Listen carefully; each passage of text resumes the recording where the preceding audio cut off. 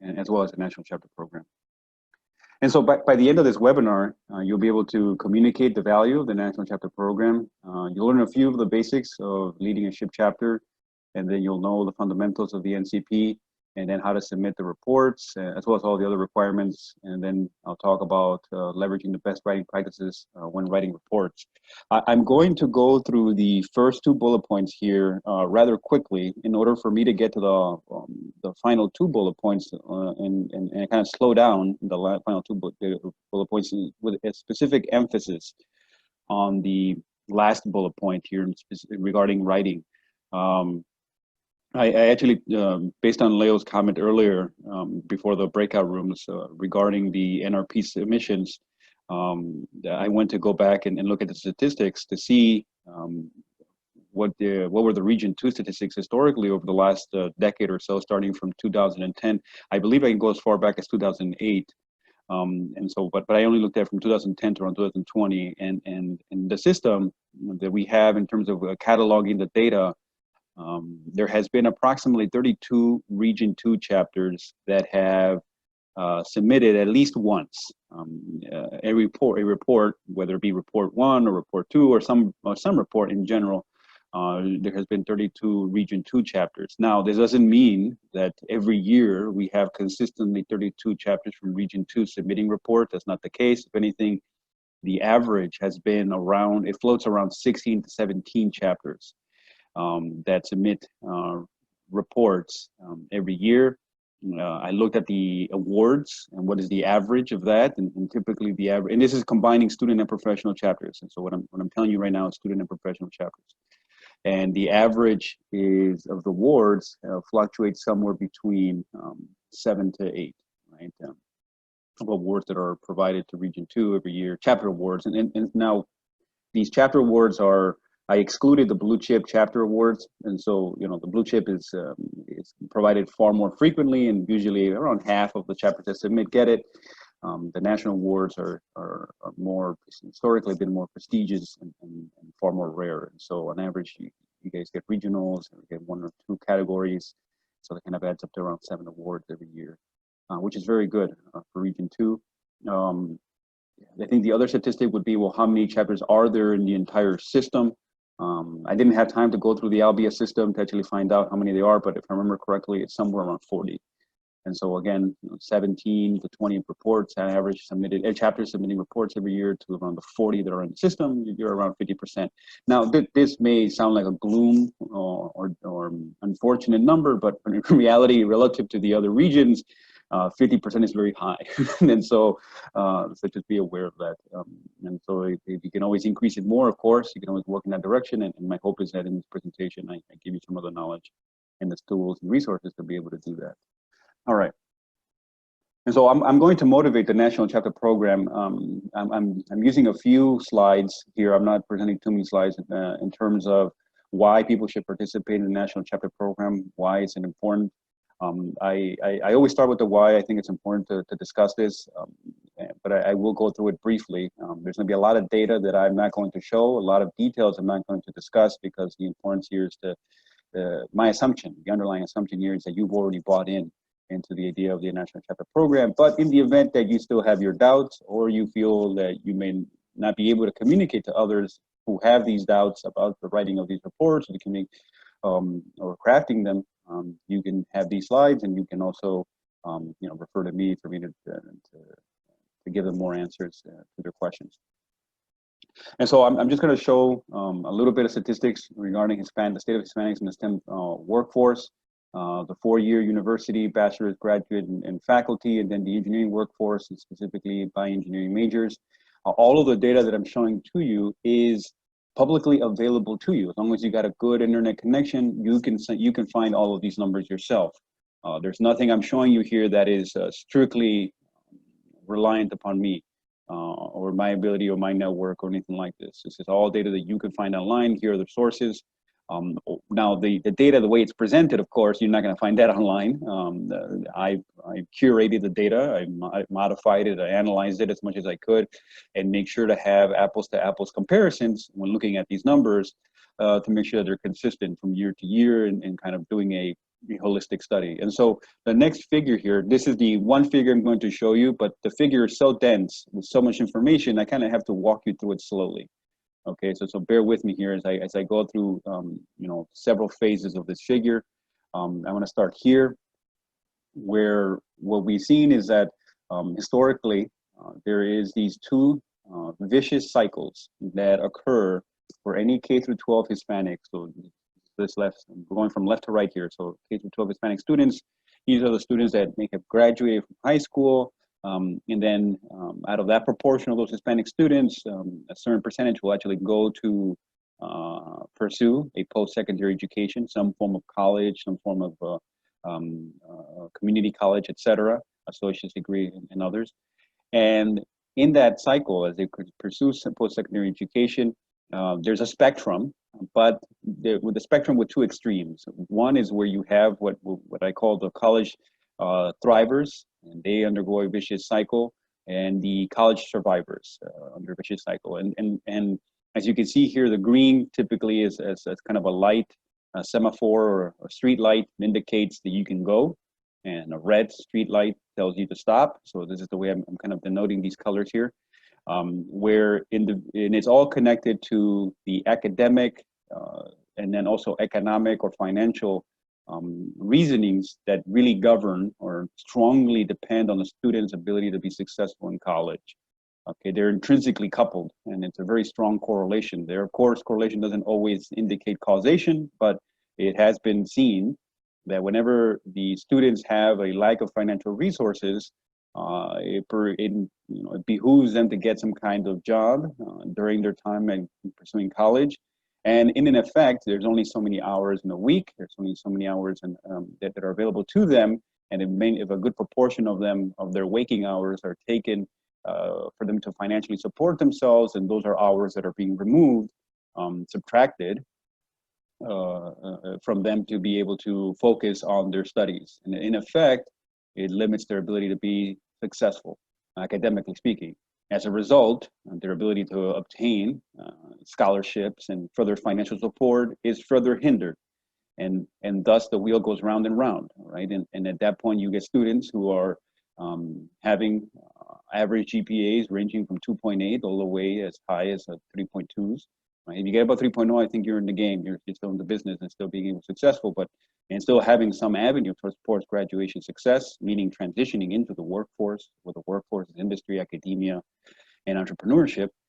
But still, doesn't mean the journey is easy, and you end up more or less surviving college, as opposed to thriving in it, where you are above the 3.3 threshold, and you're actually being able to procure and secure scholarships, and as a result, you're not having to focus on having a job on the side or thinking about it, how to do that, but instead are focused more on your academics, and then therefore having more academic success, and as a result, having to have more scholarship in the future, and thus the wheel goes round and round again, and you're academically successful.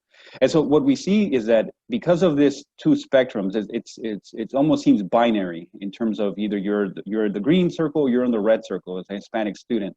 Now there is some in between. There is some room for an in between. It is a spectrum of sorts, but for the average, we typically see that a large proportion of the Hispanic students typically are just simply surviving college. And this is even more present when you're looking at engineering, given the nature of engineering and how it was constructed as an educational field. There's so much more details I can talk about that, but all I'm going to say at this point is that that's the way it has transformed itself over the last around 3 or 4 decades. I have too much to say over the history of engineering education over the last 50 years, but I'm not going to talk about it because it would take an entire seminar, an hour long, for me to talk about it. So I'm just going to tell you that as it currently stands, around 50% of Hispanic students ultimately drop out of the program in some way or form, their engineering program. Either they don't finish or they transfer to another program entirely or something in between, right? As a result, despite this, we have some of the highest growing so what this would tell you is that, okay, 50% of Hispanic students are dropping out in engineering programs, then there should more and more engineering students, more and more Hispanic high school students are probably not going to be going to that program or to that discipline, that engineering discipline. It turns out it's the opposite. It turns out that actually Hispanic students are the fastest growing population or denomination within engineering education.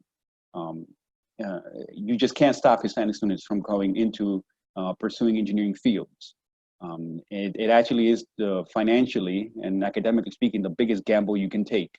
It is one of the most challenging disciplines you could pursue, one of the most financially expensive ones you could also pursue, and there's a lot of things playing against you. So it is very much like going into a casino and trying to win the lottery, right? Something like, or win a lot of money, right? And so what we see today is that there's around 90,000 Hispanic engineering students.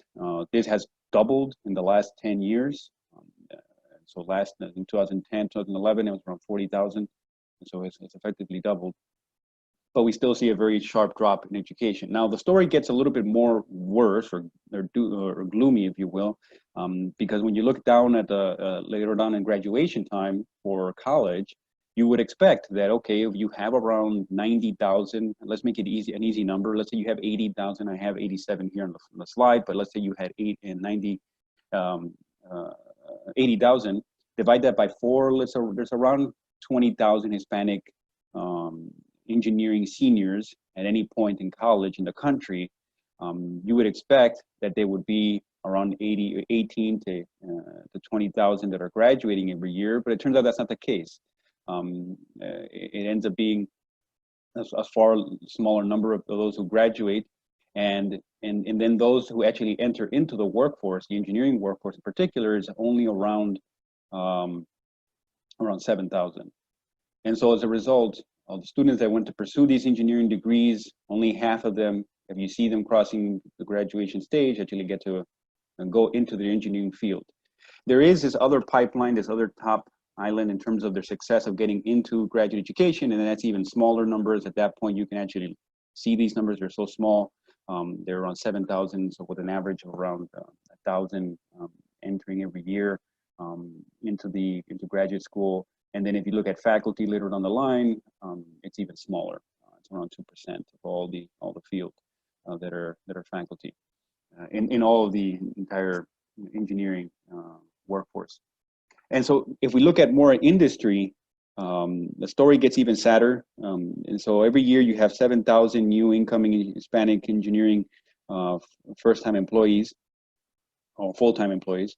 And you would suspect that, okay, well, for these students, the American dream has been realized. It has finally come true, right? They did everything right. They went through high school. They went to college. They stood somewhere in the in that spectrum of being a college survivor and thriver.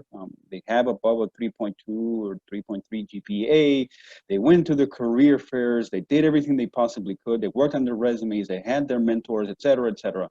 Everything else worked out for them. The dream has been realized, right? Sí se pudo, right? Well, no, it never works out so simply. It's not, and then they lived happily ever after. That's not how it works out. And actually, if you look at the data, it will stare at you right in the face and tell you the reality. That even then, even in the American engineering workforce, there are massive disparities that still exist. In particular here, I provide you a pie chart of the year in 2019 from the data from the Bureau of Labor Statistics that shows that when it comes to Hispanics, technicians and hardware engineers, which is 11 and 14% respectively, are the most prominent of all of the engineers in the workforce.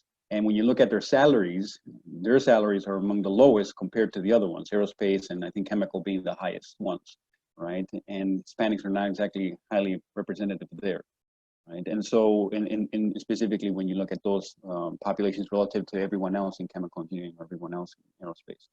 And so what this tells you is that Hispanics, even when they go into the workforce, they're not always succeeding, or they're always still struggling to keep up in some way or form.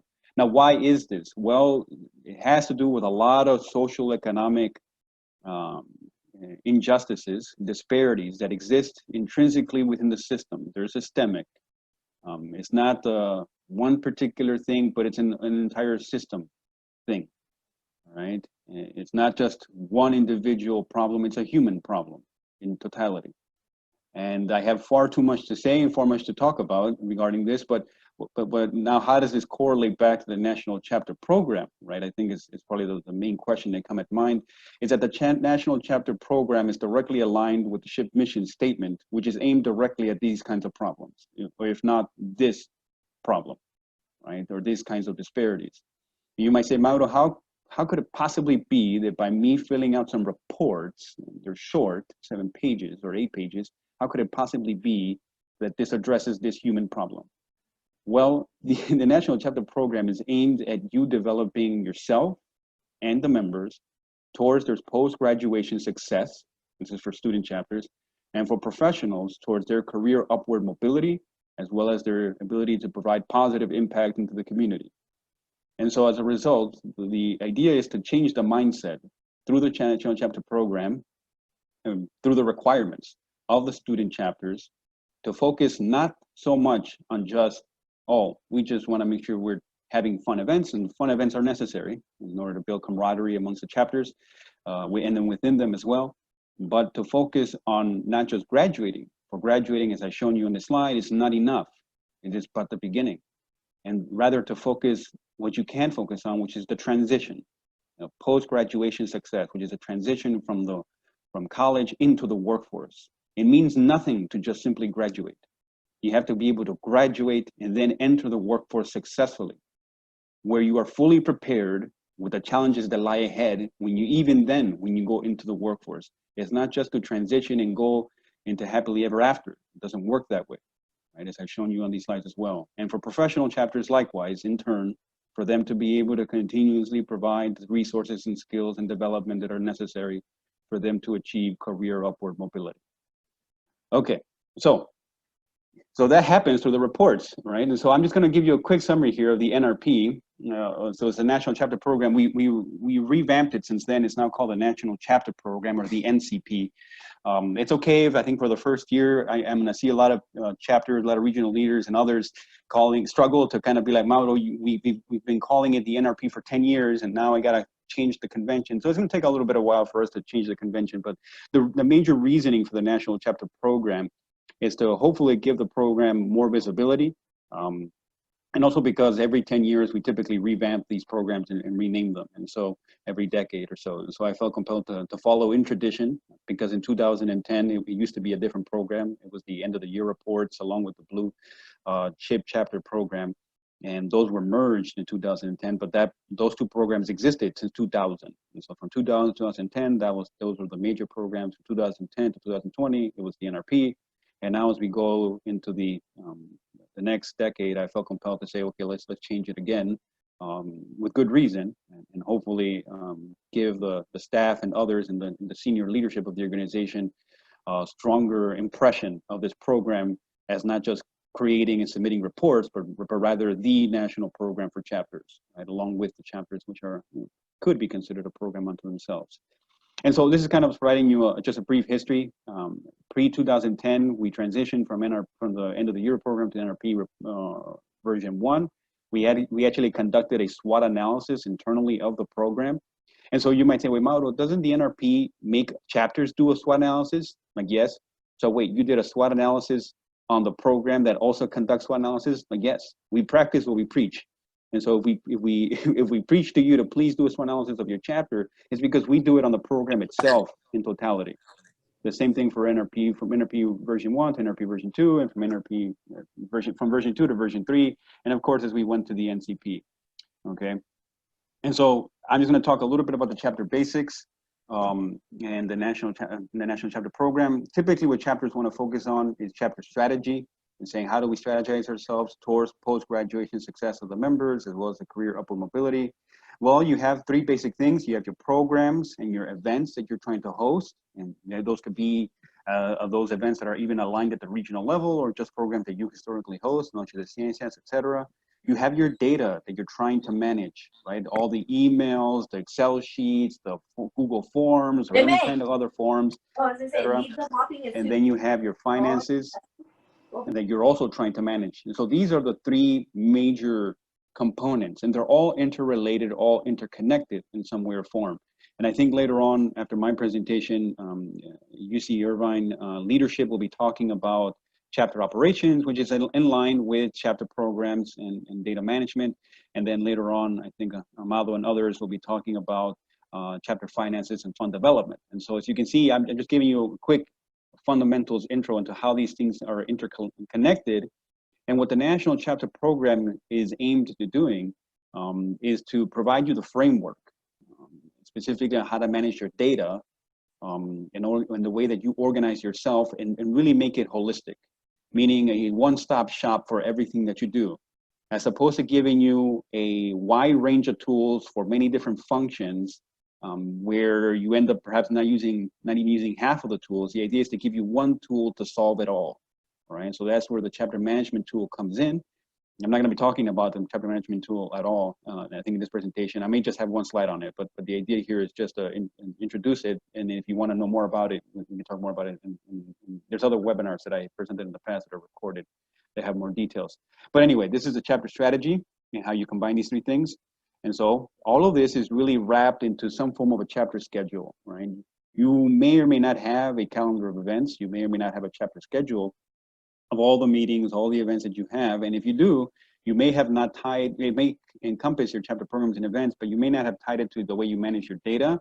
And usually what that means is how do you combine it into obtaining outcomes, right? Setting goals, setting smart objectives and the such to those events and to that chapter schedule.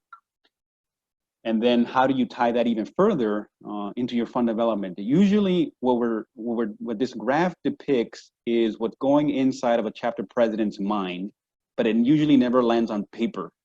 It's what a chapter president usually freaks out about. It's usually what they're anxious about. It's usually what they want more answers on. These are the thoughts that are going in their brain.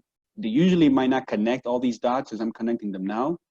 One might even say that Mauro, hey, this is all hand-holding. This is leadership. They should just figure this out on their own. Like, no, we need to mentor people. We need to guide people and show them how to interconnect these things. Or if we do not, the chapters suffer, the members suffer, and as a result, the status quo remains. And as I've shown you in the previous slides, the status quo is no longer acceptable, right? Okay, and so the National Chapter Program provides this. And chapter programs and events is the chapter management tool. The data management is your goals and outcomes that you're trying to set, and also combined to your chapter reports. And then there's the additional document here, the sponsorship brochure template. Now these templates and these these tools and the reports that we provide you, they're all interconnected. They were designed. There's kind of social engineering on my part, as well as the other Karen Silas, the other volunteer alongside me, we've been working together for the last, I think, 7 years or so, in which we made sure that we designed these in such a way that they're all interconnected with this idea in mind of chapter strategy, okay? And so I'm gonna go now into just some real basics of the National Chapter Program and fundamentals. And so I usually explain this in the why, how, what paradigm.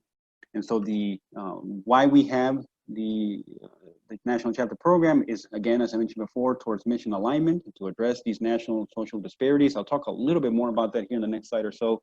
In terms of how it relates to SHPE in general, how SHPE is accomplishing that.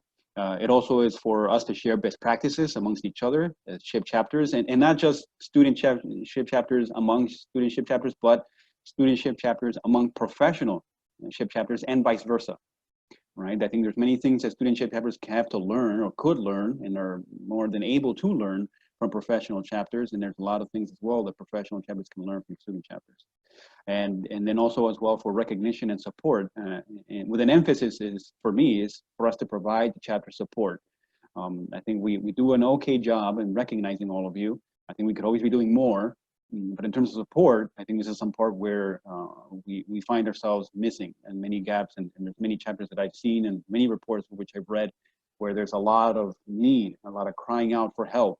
And it's usually difficult for one person, for example, me, who reads the reports, to provide as much help as even though if I could, I have to provide support to over 100 or so reports or chapters that submit these reports. It's rather challenging, as you can imagine. But collectively, with the regional leaders, it is possible. And then how do we do this? Well, the chapter management tools I've spoken about before, the reports, the brochures, and then in particular, by us providing an evaluation of your reports And more importantly, above all, it's by us providing you feedback. It's providing you thoughts, things to think about, suggestions, questions for you to ponder as you move forward with your chapter management tool. And then what it ultimately boils down to is guidelines, a document that's around 12 pages. We try to keep it as short as possible. Every year, I think we go through it and try to remove every sentence we can in there to make it as short as possible. Historically, it used to be way longer. I think somewhere around 50 pages, the guidelines. But every year, we try to take off at least one more page at a time to make it as short as we possibly can so that you can read it quickly and find what you need to find quickly. We more or less try to put as many keywords in there so it's easy for you to find things. If you need to find something, like, oh, I need to find blue chip, and then just do Control F on the PDF, and type in blue chip, it usually will give you enough hits that you can find what you need. The templates, the webinars, the submissions, and the deadlines, and as well as the awards and support that we provide. And moving forward, the National Chapter Program was the NRP. The NRP was managed by the National Affairs Committee, which is a committee of 2 volunteers. Since then, it has been made knowledgeable and aware to the National Affairs Committee that committee has been sunsetted. This is the word that was used by the SHPE leadership. And as a result, the National Affairs Committee has been, well, sunsetted. I mean, I think the other word I could use is dissolved.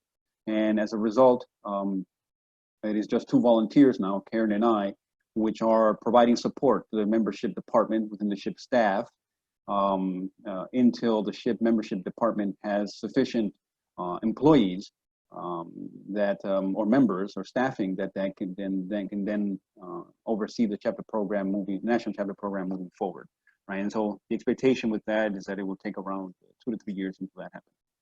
All right, but if you have any questions, just email membership@ship.org.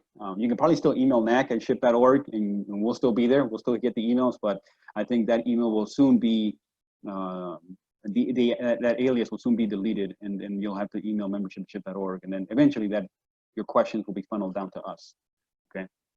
All right, and so regarding the actual chapter program, these are the guidelines, the submission form, the evaluation feedback, these are the major links. I'll pause here just for a few seconds. I think in the event that any of you are trying to copy these down, but the presentation will be available to all of you afterwards, so you can look at those. And what I should also mention is that all of these forms, if you click on one of them, they all have a document or somewhere in there, the top of the page, with a link that links back to all these 3 links as well. And so everything self-references itself. So if you need to go find something, as long as you find one of them, you can always find the other 2. Okay, so we designed it that way as well. And so again, this is for mission alignment. It provides your chapter of framework for you to realize the SHPE mission through your activities, events, and to ensure member participation and ultimately their success. The chapters are required to participate in the NCP. It's going to become more rigorous, these requirements moving forward into the future. I think there's some plans being unveiled in 2021 regarding that. And then the program consists of 3 things. I mentioned a few of them already: the chapter management tool, chapter reports, and the chapter sponsorship brochure. So how does this work in terms of how does SHPE realize its mission, and how does it interconnect with the national chapter program? So this slide is designed to pretty much answer that question, which is, well, you first learn the value of the national chapter program, you organize and manage your chapter, aligning it with the mission and vision. And so then you obtain feedback and support from national chapter leaders. This typically happens before NELA and leading up to NELA. And then you then have NELA, and then you host your events and your activities, as all of you are doing now or preparing to do so now for your member success. Then you report the quantitative accomplishments of the chapter. This is NRP1, NRP2. And then what's supposed to happen is, as we continue to let this evolve naturally, right? At first, we were trying to dictate it. I think in 2015 and 2013 to 2015, we were very much trying to impose national standards in terms of the data. And what we learned, I think the chapters were very apt and very good at providing feedback and saying, you cannot impose this on us. We are all going to have to figure out together what are the national standards and what is the national average. That is data that all chapters can report on, that we can then use. And so we've been going down that path for, I think, for the last 5 to 4 years in terms of having it naturally evolve or naturally present itself in the data, as opposed to us trying to impose these standards.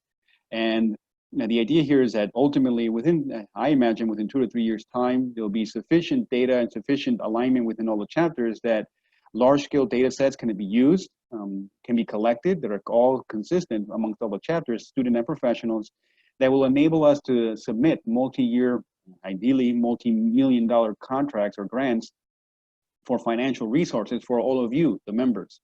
So this is all focused towards providing the chapter's benefits, not just aiming this funding towards the national events, for example, the SHPE National Convention, et cetera. No, this is aiming at providing all of you direct funding for your members and their success, right? So this is like scholarships, et cetera, who we're aiming for as well as programs for professional development. That's what we're aiming for.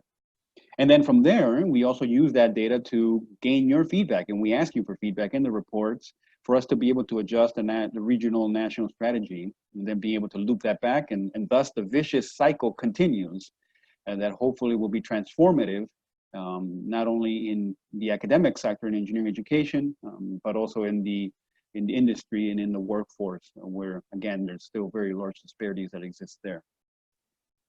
Okay, so how does this play a role in terms of the SHPE chapter? Well, you have your chapter management tool you developed during Q1. You go to NELA, have your alignment. Q2, you do some of the reporting.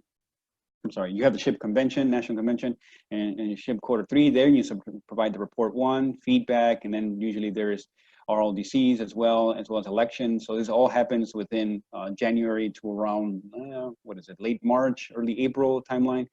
And then Q4, you submit NRP report 2, June 15th, and then the feedback, and then you have somewhere around that time your election transition, and the SHPE year starts all over. This is how your chapter continuously develops.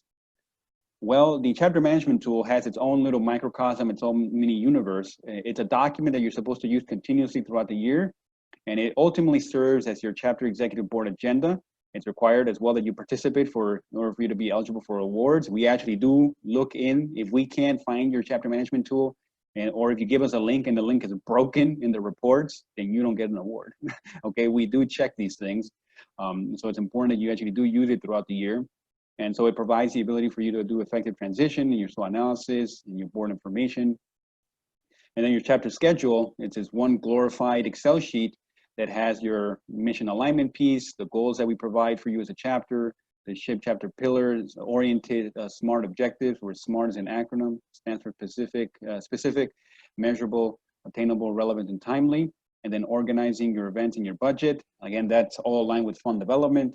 And then ultimately should lead to streamlined meetings where you can set up action items and such, and then the secretary can go ahead and manage that entire chapter schedule, and really empower the secretary to be able to run these meetings, along with being more aligned with the president as they move forward. I think many a times I have seen in chapter bylaws, not just in Region 2, but in all chapters, where the secretary is relegated to just taking notes down. And I think that's a complete inefficiency in the system, and really injustice to the chapter secretary, whomever they may be, because the secretary has a great opportunity by having these kinds of tools to be able to learn about these tools, as well as all the chapter members and chapter leaders who learn about these tools, as it provides this mini incubator opportunity in a safe space, in a safe environment, to see how to run things in how you can run an operation, whether it be a small company or a small startup, in a safe environment, is pretty much almost zero risk, as a simulator to how it will be in the workforce, right? And so for students, I think it's an imperative that you look at this and think about, hey, this is really cool. We can take advantage of this for us to learn how we can translate these skill sets into the workforce, how we can practice our skill sets in terms of leading, in terms of leading a small organization or a small company, a small department, a small task force, whatever it may be, as things that, as in simulation of what I will do ultimately in the workforce. And if you're a professional, this is another avenue for you to practice these skill sets already. If you haven't been doing this thus far, perhaps you should start.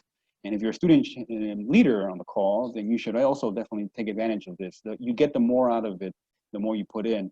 And if you think, well, was it designed for us to be able to do it this way? Yes, the chapter management tool was designed for us to include. All of these tools are things that companies use as well, perhaps not in this exact same format, but it's in very similar format. And so this is why it was designed this way. to help you. All right, so now going to chapter reports. We provide you a template. The maximum has oscillated. The chapter report page maximum has oscillated between 8 to 7 pages. For the national chapter program, it is going to be 8 pages. A PDF is required upon submission. The awards, self-nomination is required to be eligible for the awards. The deadlines are there, January 15th and June 15th. We provide you the evaluation rubric and the guidelines, and then the submission form is provided there. You have to submit the reports by the deadline. So what awards do we provide? Here's a list of all the awards. There's the Blue Chip Chapter Awards. For the National Chapter Program, we provide reports now. We provide Blue Chip Awards for the report number 1 and for report number 2.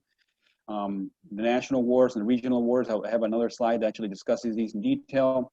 And then the rest of these awards are all category awards that we provide and for which you can be self-nominated. We provide these for both student and professionals. Of course, there's a few that are specific only to students. And I think the careers development one is specific only to professionals throughout the year. Now, something that has changed in the past, that's going to be changed moving forward for the National Chapter Program. Again, the self-nomination is required. You can only self-nominate for 2 awards, but something in particular is that in the past, chapters entered, and as you're submitting reports, you kind of entered this competition. And it wasn't a competition where you were competing by yourself, for yourself, but rather you were competing with the other chapters. This approach was very inconsistent with the spirit of the National Reporting Program, which was to share best practices. And in the overall ideology was, we're all in this together. We're all trying to achieve the SHPE mission together. Oh, no, but I achieved it more than you did. Okay, what does that even mean? Doesn't mean anything, right? It doesn't really inspire collaboration when we have this kind of mindset. And the awards, the way we were providing the awards also was aimed at that spirit. So in effect, the awards and the way that we were providing them was kind of shooting ourselves in the foot, where we were telling chapters, you're competing against others, and if you win the National Medium Chapter of the Year or the National Large Chapter of the Year, you were the only chapter that won that award. Does that mean you're the only chapter that deserves that award? Oh, yeah, pretty much. That was a message we were sending, which wasn't the correct messaging. And so the way we're changing this now, moving forward, is that you're really competing for yourself, and you're being judged and being measured based on your ability to hit the requirements. And this is very similar to the way we do the Blue Chip Chapter Award, where if you self-nominated and achieved a certain point threshold, you automatically got the Blue Chip Chapter Award. The same spirit is going to be followed for the national and regional awards, where for the national awards, you have to score a higher, 90% or higher of the total score of both reports combined. And within each one, each report, you have to score above 80%. And so this opens up the field where more chapters can win National Chapter of the Year award, not just one chapter, for example, in the medium-sized category where it's perhaps the most competitive. And the same thing for the regional awards, more chapters per region inside of a region can win regional chapters of the year if they obtain 80% or higher. Category awards now are a little bit more nuanced, where if you get a national or regional award, you're more likely not going to be getting a category award. You only receive category awards if you self-nominated for them and you didn't get national or regional, right? And then Blue Chip Chapter Awards are also provided for the report number 2. Okay, the deadlines are provided here. The CMT is due on September 15th. Now there's some confusion here with NELA. NELA actually makes you submit this earlier, but the deadline's always been September 15th. And then report number 1 is January 15th, and then report 2 is June 15th. And then we confirm submission that you submitted it on these dates on the 20th of the same month. The confirmation is never provided to you via email. It's actually provided on the feedback evaluation form, where you'll just see your name, your chapter's name populated on that spreadsheet. And if you don't see your chapter's name populated on that spreadsheet, you gotta email us then. Don't submit anything to us via email. We won't accept it. It needs to be submitted to the form, okay? And then we provide you feedback on the CMT by October 1st, the reports by March 15th, or the RLDC, whichever one comes first, and then for report 2 by July 15th. And then for chapter report requirements, here's the summary. We have the cover page, the chapter accomplishments, chapter by the numbers, and then there's the first and second letter recommendation. Before in the past, we had a 1 page for lessons learned and support needed. And then, which was but this year we've actually, for the reports moving forward, we're gonna split them up. And so you have 1 full page for lessons learned and 1 full page for support needed. We no longer provide points for support needed, but we do want you to do an entire reflection in the lessons learned. So that's still worth 3 points. Award self-nomination page is not award any points, and that's just 0, but you are required to self-nominate in order to be eligible for the awards. Now, does this mean that, oh, Mauro, since support needed is worth 0 points, do I still need to fill it out? Can I just leave it completely blank and still get a national award? No. You need to make sure you populate that. You need to make sure you tell us what you need, which ways you need support from the SHPE staff, whether it be the regional leaders, Leo, or others from professional chapters, etc. You need to communicate this as well. You cannot just leave it blank just because it's worth 0 points. The same thing with the cover page, right? We need to know who you are. You can't just leave that blank. Okay.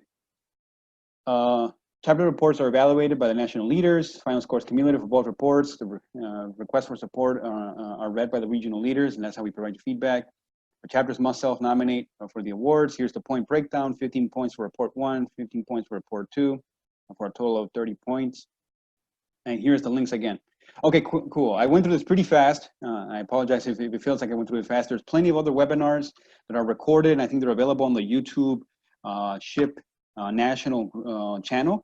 And so you can go and see them there, where I talk at great length through all of these things for at least, I think, there's like a 4-hour combined video or something like this. So I think it adds up to 4 hours or so of me talking about this stuff in great detail. I'm just giving you a quick summary so that I can get to this point, which is how to prepare and submit the actual national chapter program reports. And so what you want to do is the following 3 steps, right? Which is 1, you want to be able to access the previous reports, so you can look at your previous feedback that you received in the past, and also your previous chapter management tools. You want to, number 2, make sure you access the chapter report template. Carefully read the about page in the template, because the about page actually gives you very key instructions that you must follow before submitting. And if you don't do them, and then you're wondering why didn't we get an award, even though you might have completely qualified for it. It might have been you didn't submit the PDF, you submitted a Word document. This is perhaps the most common mistake we see, is that a chapter has an extremely well-written report, more than worthy of a national award, but they just don't receive it at all. They don't receive anything because it wasn't submitted as a PDF, and had they read the About Me page, and had they read the submission instructions, and had they read the guidelines, and I think we put it everywhere. I think I put it in, and I read my slides, or these slides in general, we put it everywhere as much as possible that it must be PDF. If it's not PDF, we don't accept it. And so it's one of those things where it's pretty challenging to address this, but I think it's important that you all submit it via PDF. We still provide you feedback, even if you submit it as a Word document or some variation of it, like a Google Doc or something. We still provide you feedback on it, but we just don't accept it in terms of being eligible for awards. You are encouraged to receive feedback and revisions from others, your chapter advisor, for example, to actually read through your report. I think that's probably one of the biggest ways you can leverage your chapter advisor for a student chapter, to have them read your report. It's probably, you probably meet with them once or twice a year or a semester. But if you meet with them more frequently, that's good. But if you don't, this is a good chance to send them a report and have them read through it carefully with you and give you some feedback. I think that's one way you can leverage your chapter advisor.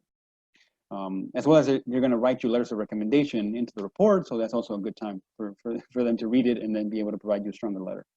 Submit chapter reports as a PDF, as I mentioned before, that's step 3, and then carefully read the submission page before you submit. And so here's a quick example of what you would see if you access the evaluation and feedback spreadsheet. We try to catalog all the reports. You can see the timestamp when it's submitted, the chapter type. We always identify the professional chapters at the top, and then we follow with the student chapters. If I were to scroll down on this spreadsheet, all the way down to the bottom, you will start seeing the evaluation, so the actual scores, and then the justification for those scores. And if you're wondering who submitted that evaluation, it's not anonymous. We don't do anonymous evaluations. We have an evaluator, so you can see my name here, as well as Karen Silas, as well as other regional leaders who provided you your feedback and evaluation.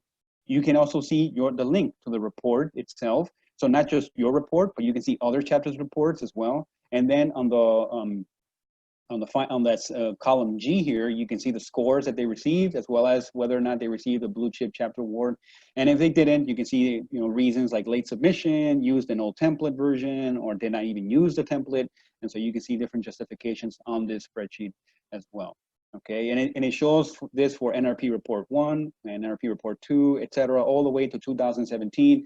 Of course, moving forward, they're going to be named different. They're going to be called NCP report 1, NCP report 2, etc., etc. Okay.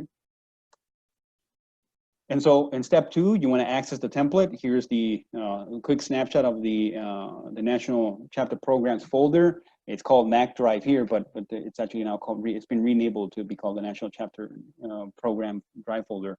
And the NRP report template, it looks very similar to this. It's now just the NCP template. I'm giving you kind of a snapshot that are similar to the past, but the new ones just have they look almost exactly the same. You just have the relabeling of the National Chapter Program on the top and the bottom of the document. Okay, so you want to access the template, then you want to be able to write it together. If you're a chapter president on the call or a chapter leader on the call, you should never be writing these reports by yourself. It should never be a late night exercise. I know many of you do this. And so because you told me, you confess it openly to me, and I tell you that don't do that. What it should happen is that you should be able to delegate tasks. Be able to say, okay, where do we collect this data? Where is it collected in our Google Drive and our Slack, wherever it may be? Where are we collecting the data? How are we collecting it? Where are the forms? Where are the Excel sheets? We need to combine all these things. It's still a short report, right? It's still 8 pages, but the data needs to be, the meatiest data needs to be the most substantive information that you provide, the most worthwhile information that you provide, the most impactful. So it needs to be well written. As opposed to a long report where all of that is sprinkled amongst the report. What we want is just the bare essentials. Make it a quick exercise for you and for us as well to review these reports. That's why we shortened them back in 2013 from 50 pages down to 8, all right, or 25 pages down to 8. And so when you're submitting the report or the chapter report, it'll say the similar form as you see here on the slide: National Chapter Program, chapter submission form. You are to read the instructions carefully and regarding the submission and deadlines. And then when you're submitting filling out the form, you have to make sure you read the full instructions. I think the biggest one I have here is this top one here where it says chapter name. This is for student chapters. Professional chapters, all of you are really good on this. I think all of you you're able to read the instructions and understand them. But SHPE chapters, sometimes for some reason, they don't want to read the instructions. And so I'm just making this as a point of emphasis that student chapters are to provide only their university name. Do not provide any acronyms, meaning any abbreviations of your university name. So for example, University of California, Los Angeles, do not say UCLA on there. You have to say University of California, Los Angeles, right? And do not say SHPE anywhere in there. We know your SHPE, you're submitting the form. we definitely know who you are. We know that you're SHPE, okay? So don't provide SHPE, don't spell out SHPE, don't say Society of Hispanic Professional Engineers, UCLA. That's perhaps the most egregious error that we don't want. Just say University of California, Los Angeles, and that's perfectly fine. And then make sure you're submitting the right submission type, and then provide us the link. Now, when you provide us the link, please make sure that anybody that has the link can view it.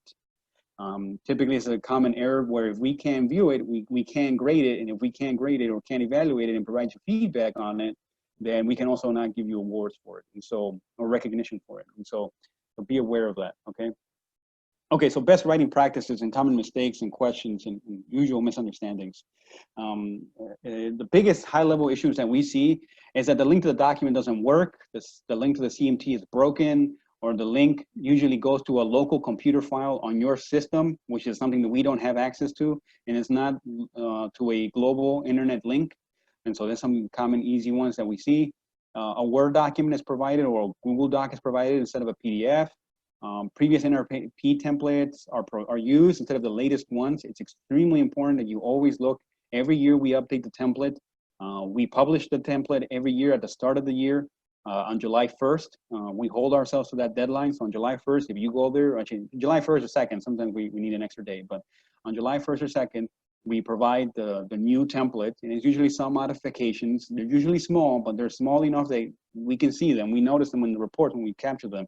And so I suspect that there's going to be many of these cases this coming year on January 15th, when we get the new reports, that we're going to see a lot of people using previous NRP templates instead of using the NCP template. So please make sure you use the NCP template, not the NRP templates of the past. And when saying that, the NCP template is not closely, the NRP template, the NCP template is not closely followed. Usually what happens is that sections go beyond their intended page. We say 1 page max, and the student or professional chapter writes 2 pages instead. And it's like, no, we want you to keep it all within 1 page. And the other big thing, I think this is the most egregious error that we typically see, is that text fonts and margins are significantly changed. I've seen chapters, modify the margins to the point that it's not 1-inch margins. We actually provide you 0.5-inch margins. Instead, they make them 0.1 inch. So it's like barely anything of a margin. And then the font size is decreased to somewhere around 9 Arial. And so at that point, it's extremely small font. All of this for you to cram as much information as you can in there. Don't do that. The template is supposed to be followed. So the moment you open that document, that Word document, everything's set up for you. All you have to do is just delete the About Me page and get rid of the gray highlights and start writing. Don't modify the margins. Don't modify the text size, the font size. Don't modify any of that. Just start writing and put the figures in the document.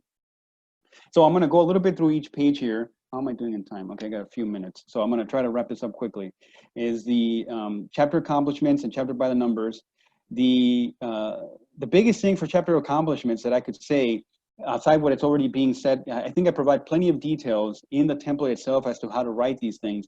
I think the thing that usually stands out to me is that chapters do not connect, and they should, the CMT, the chapter management tool, and the objectives, their chapter goals and their chapter objectives, to their accomplishments. So typically a chapter pretty much starts off saying, we hosted a Noche de Ciencias, and we had 100 people participate, and they had around 50 families. It was a great success. I asked myself, okay, did you plan for that? Was that part of your chapter management tool? Was that part of your chapter strategy? And you might say, well, you can go look at our chapter management tool, it's whatever. Like, no, you need to be able to say, something as simple as, per goal 1 of our chapter manage, or per, objective 2, or goal 1, a sub goal or sub objective, whatever, 2 of our chapter management tool. Well, we aim to have X number of families, let's say 20 families at our Noche de Ciencias, and we ended up obtaining 50.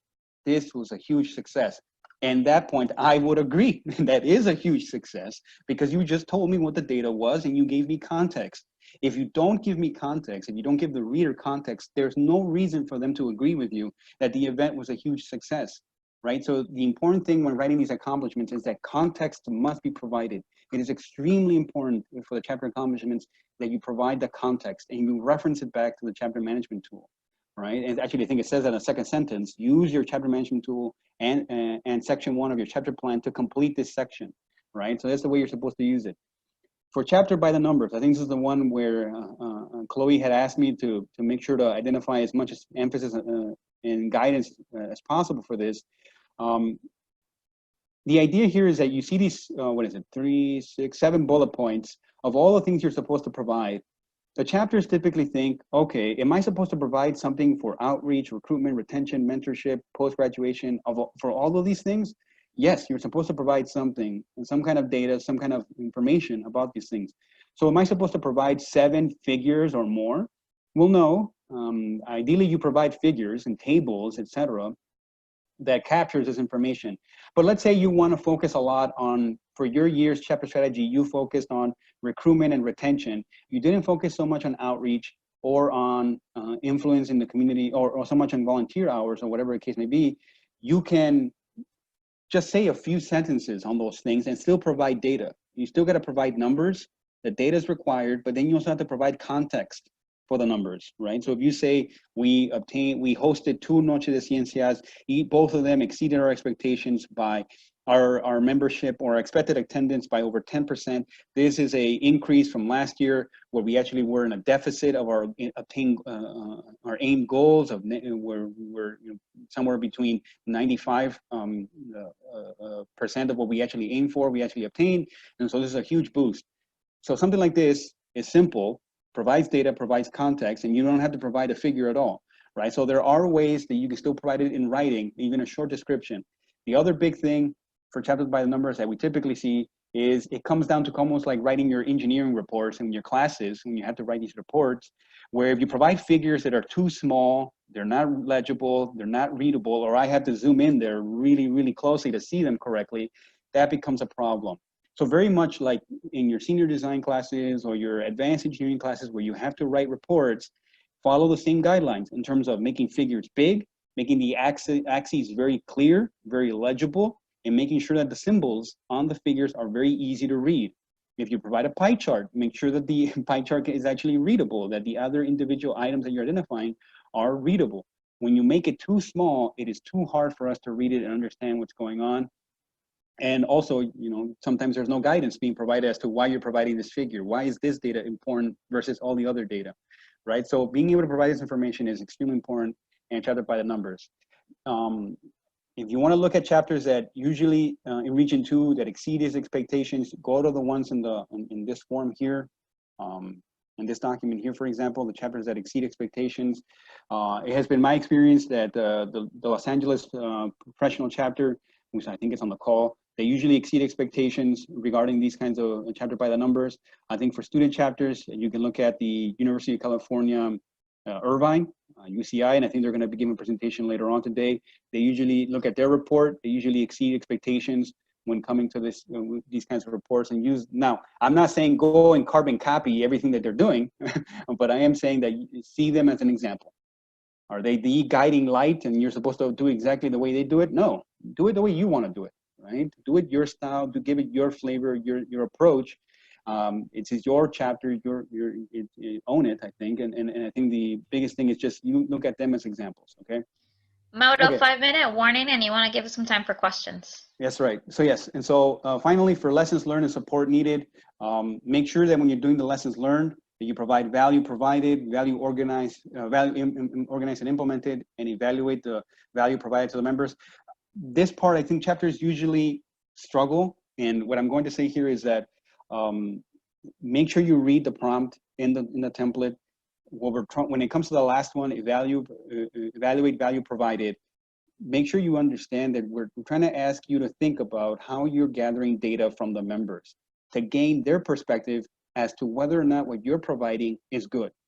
Is good content, is good information, is good value that they like and that they want more of, right? It's one thing for you to just provide a resume workshop, but is that something that they needed? And maybe it was, but it is the way you implemented, the way you provided it, is it the way that they needed it the most, right? So again, it's about reflecting, having this reflection and thinking about the processes and the way you implemented the events. For lessons learned, similar, for support needed as well, similar thing, make sure you identify where you need help from. Okay, so I think I'm on the last slide here, which is what you've learned. You've learned about the value of the National Chapter Program. I hope I motivated enough. You know the basics of leading a chapter, right? When it comes to your events, your programs, your management, the data management, and also the fund development. You'll learn more about that later on today.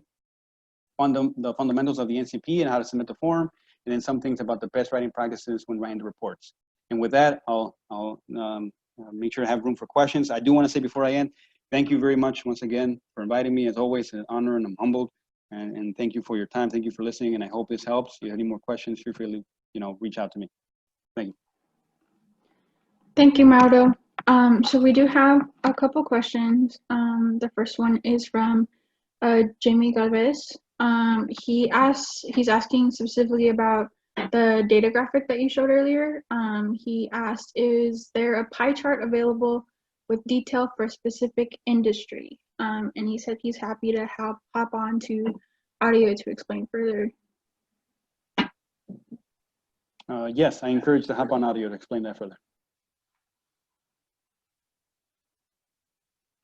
Hey guys, can you hear me? Yeah, we can hear you. Okay. Thank you, Mauro. That graphic is very powerful. Thank you for curating the data to that level.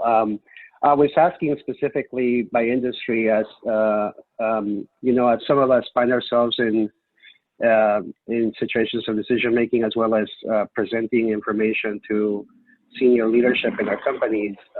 Graphics like this one become very powerful, and so in my industry, in the civil engineering industry, would be interesting to see numbers breakdown by the different areas within civil that show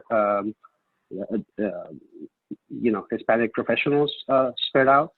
And so that's where the context of my question is, because it begins to help with the decision making in our companies.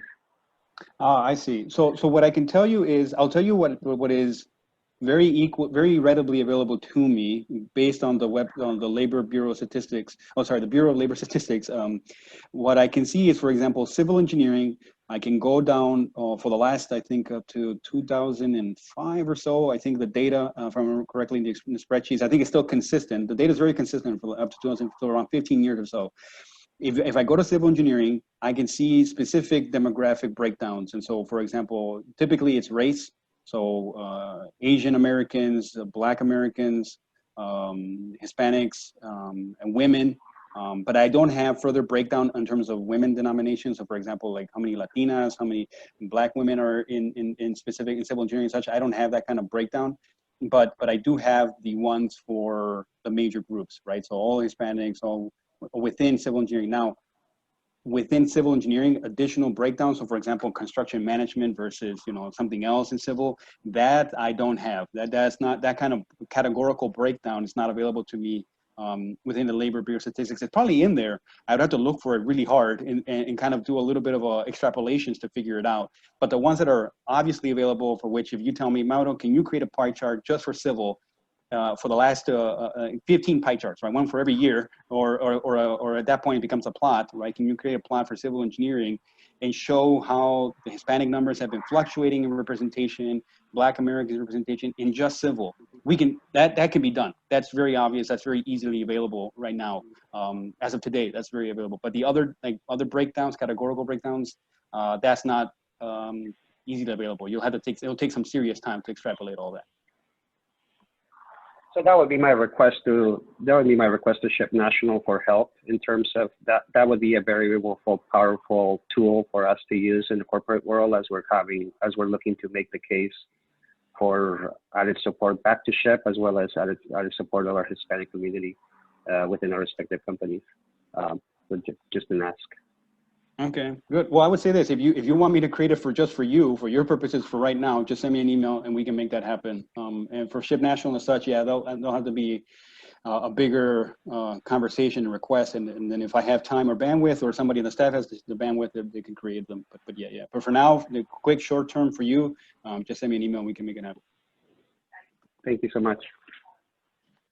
Alrighty, we have one more question before we break to lunch. Gabriel Pulido asked, would the letter of recommendation requirement be 2 letters once again?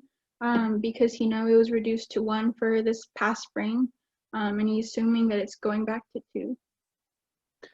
It was reduced to 0 in the last cycle. And so in spring of 2020, we sent out an NRP. This is the last time we had the NRP. So NRP report 2 for 2019 to 2020, that was the last cycle of the NRP. For the NRP report 2, we provided an addendum that stated that no letters of recommendation were required. And so we didn't require them at all. And if you provided them, we didn't evaluate them, right? We read them, but we didn't evaluate them. And so for National Chapter Program, as we're starting up this year, we will be requiring the letters unless something changes. Or there's some kind of feedback from the chapters or the regional leaders that state that it is impossible to procure these letters.